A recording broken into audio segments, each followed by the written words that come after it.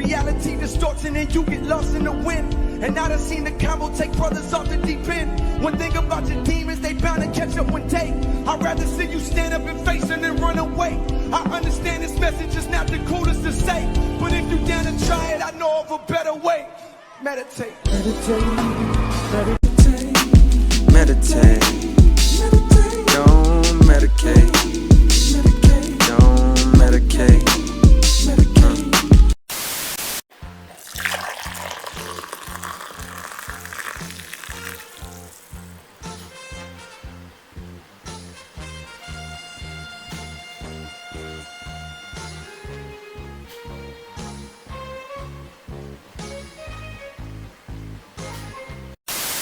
Alors déjà avant toute chose, bonne année 2021.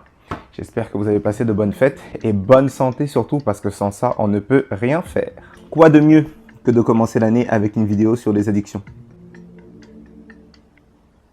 Bon, je pense que je ne vous apprends rien si je vous dis que l'addiction est liée à la surconsommation de certaines substances, d'une mauvaise habitude ou encore des relations amoureuses.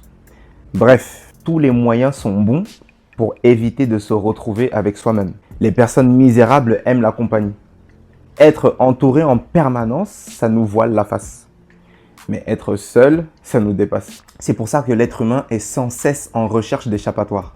Parce que affronter la réalité, c'est la chose la plus difficile qui soit. Mais vous savez quoi? L'addiction, c'est tout ce qui vide la vie de son sens, tout en la faisant paraître meilleure. L'argent conditionne-t-il le bonheur? C'est la question principale du bouquin rédigé par Benjamin Etundi intitulé Vice Versa. Ce bouquin est uniquement disponible en ligne sur les sites d'Amazon, Cultura et la Fnac. Tout est dans la description. Alors, qu'attendez-vous pour l'acheter?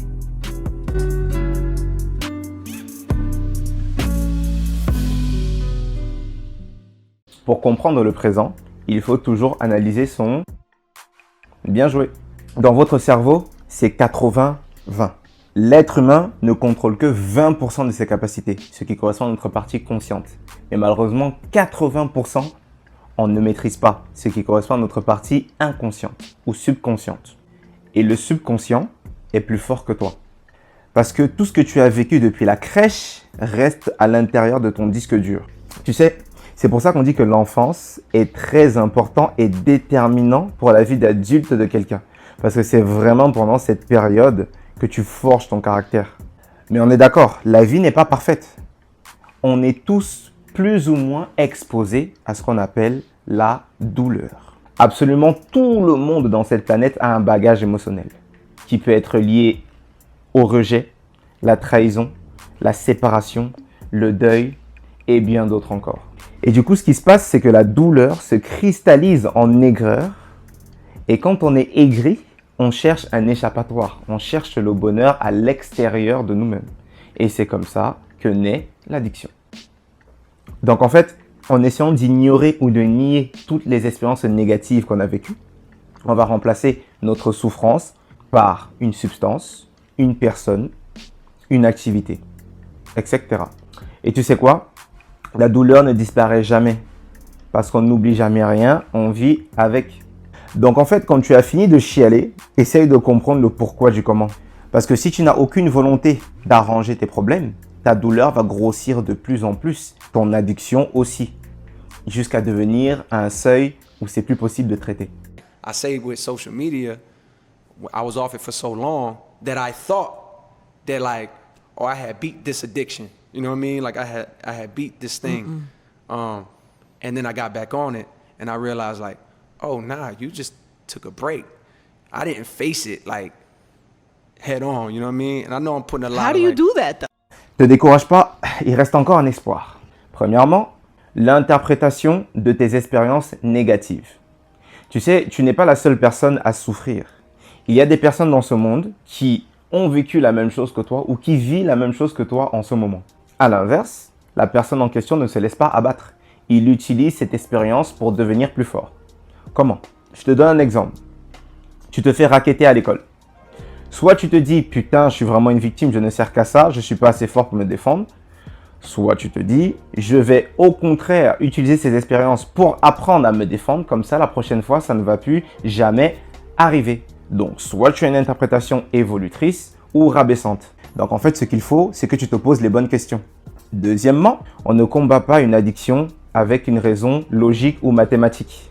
Parce que nous sommes des êtres émotionnels. La base de ton addiction, c'est la douleur. Donc, ce qui va te sortir de l'addiction, c'est l'amour. Un fumeur, tu auras beau lui faire comprendre que c'est pas bien pour ses poumons, mais c'est pas tout le monde qui meurt à cause de la cigarette. Donc, il va toujours essayer de se convaincre qu'il fera partie des personnes qui ne vont pas mourir. Par contre, si tu décides d'arrêter de fumer pour protéger ton enfant, tu vois, c'est déjà quelque chose qui te parle un peu plus. Donc, en fait, il faut que tu trouves une raison émotionnelle qui fait du sens pour toi. Sinon, ça ne marchera pas.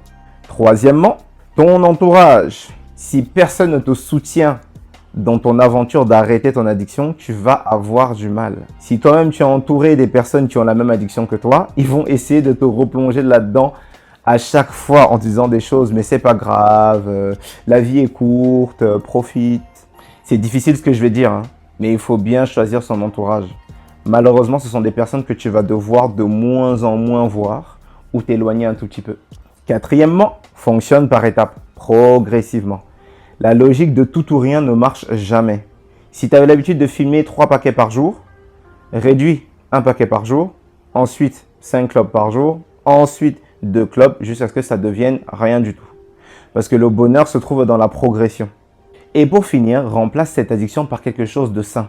Quelque chose d'assez puissant qui pourra te faire oublier ton addiction. Exemple, si tu es addict à la masturbation et aux films porno, quelle autre chose tu dois remplacer pour ne plus être addict à la masturbation? Plus sérieusement, il faut que ton addiction première soit d'avoir un but dans la vie, de te réaliser. Parce que je t'assure que quand tu fais la réussite une obsession, toutes les autres choses deviennent des envies passagères et pas un besoin énorme. Mais bon, aucune addiction n'est bonne pour la santé, même le sport. Basique. De toute façon, la vie n'est pas facile et attendre quelque chose d'elle ne fait qu'empirer les choses. Simple.